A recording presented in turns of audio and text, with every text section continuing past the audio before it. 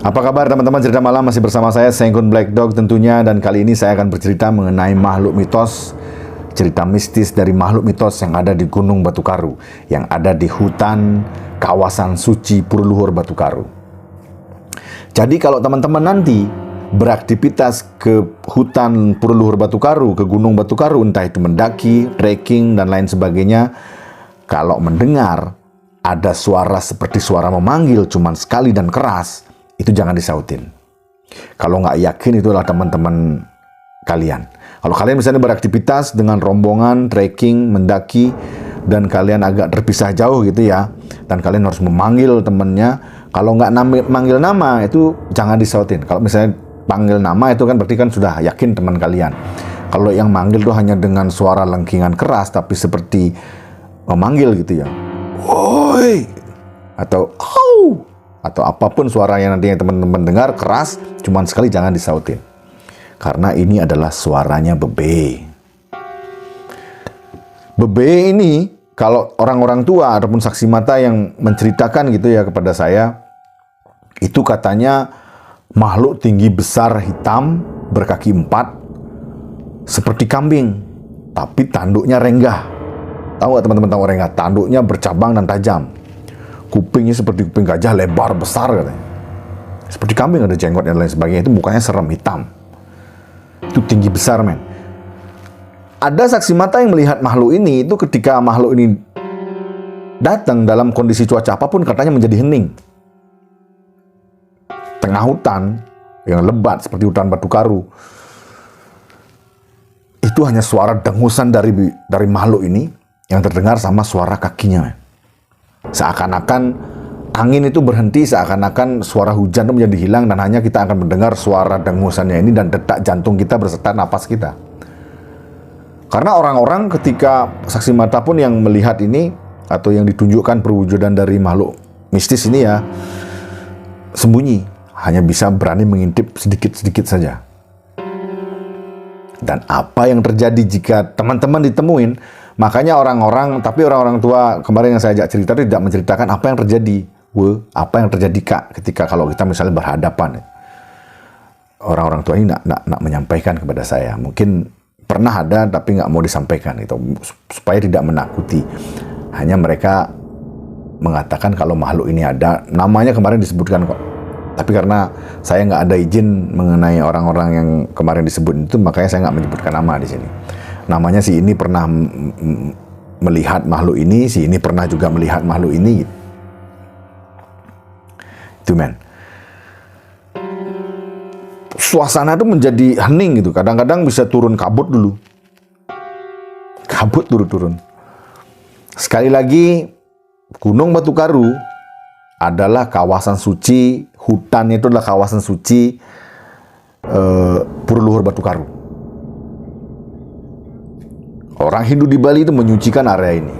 Jadi teman-teman kalau beraktivitas apapun itu, pendakian, trekking, atau birdwatching, atau hanya melihat burung, membuat teropong ya. Kan biasanya ada yang tamu-tamu dari luar itu datang ke Gunung Batu Karu hanya untuk melihat burung gitu, atau binatang-binatangnya. Mereka akan bawa teropong, bawa guide, ataupun nyari guide di rumah.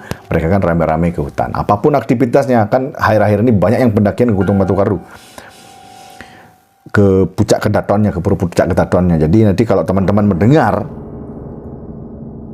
suara manggil hanya sekali ini, jangan disautin. Sekali lagi, jangan disautin. Kalau nggak yakin itu temannya kalian, jangan disautin. Nanti kalau makhluk ini muncul, itu nyali akan hilang, men. Itu dari tingginya, dari besarnya, dari suara napas yang dikeluarkan sama makhluk ini, katanya sangat menyeramkan sekali. Disertai seperti kayak angin itu berhenti, kayak menjadi hening gitu. Hutan itu menjadi hening, hanya kita mendengar langkah kaki dari makhluk ini sama desisan napasnya. Kalau saya ilustrasikan seperti itu. Itu yang pertama, namanya bebe. Nah, kalau yang kedua, kemarin saya juga diceritakan adalah ada saksi mata.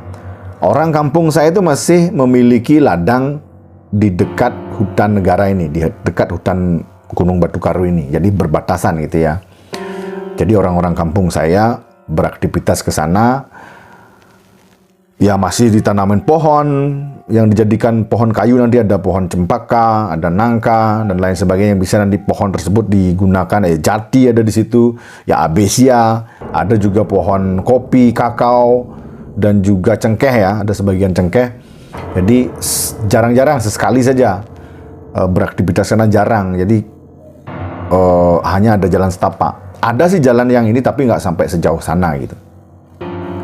Itu katanya ketika dia jalan di jalan setapak nih menuju ke tegalannya yang dia miliki mau beraktivitas, itu dia melihat orang yang jongkok, perwujudannya seperti manusia seperti kita seperti ini.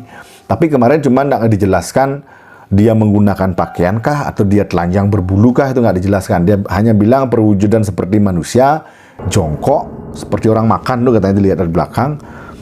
Ketika makhluk tersebut menyadari kehadiran manusia kita ini, kalau orang tua kemarin tuh bilang manusia mata katanya. Manusia seperti kita ini, manusia mentah kalau di bahasa Indonesia kan.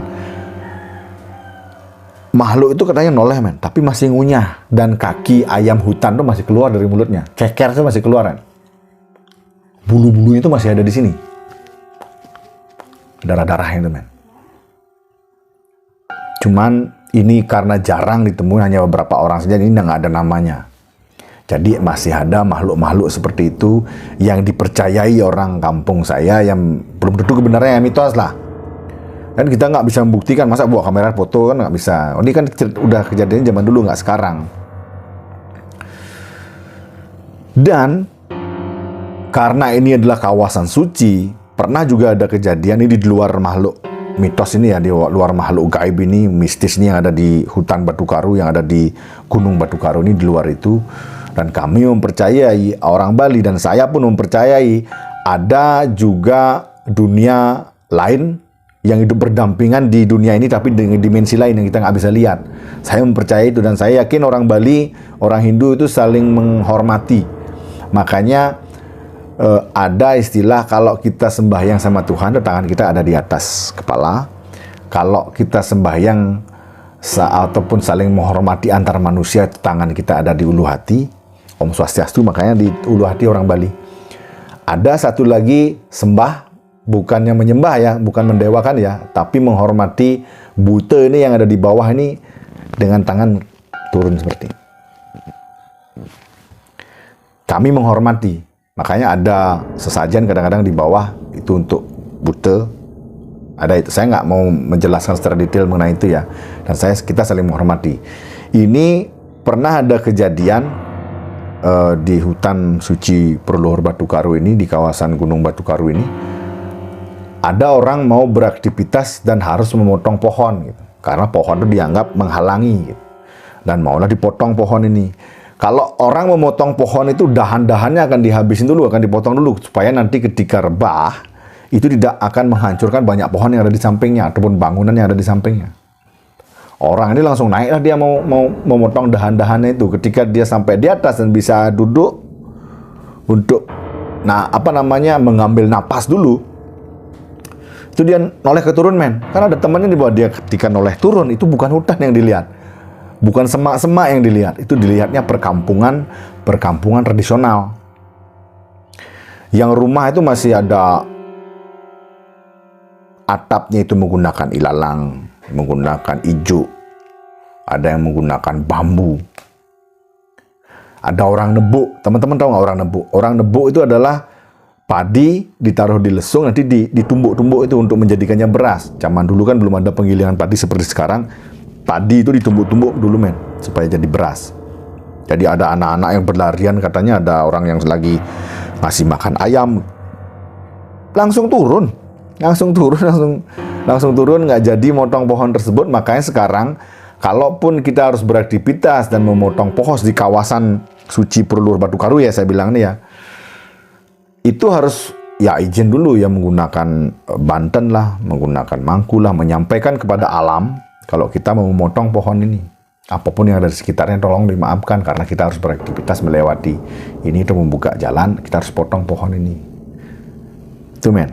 Dan saya percaya gitu ya, saya percaya masih ada makhluk di dunia kita ini, tapi di dimensi lain, itu saya percaya.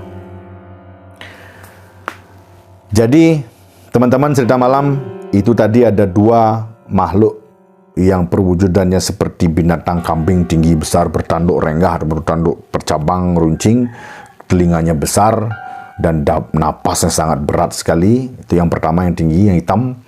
Terus yang kedua ada masih perwujudan seperti manusia, tapi memakan binatang-binatang gitu. Karena ketika dilihat itu adalah memakan ayam hutan. Kalau di kampung saya keker namanya. Keker, ayam hutan tuh katanya kakinya masih muncul di mulutnya gini, mengunyah. Masih ada percak-percak darah itu. Demikian cerita kali ini mengenai makhluk mistis ataupun makhluk mitos yang ada di kawasan suci hutan Gunung Batu Karu. Sampai ketemu di video-video selanjutnya.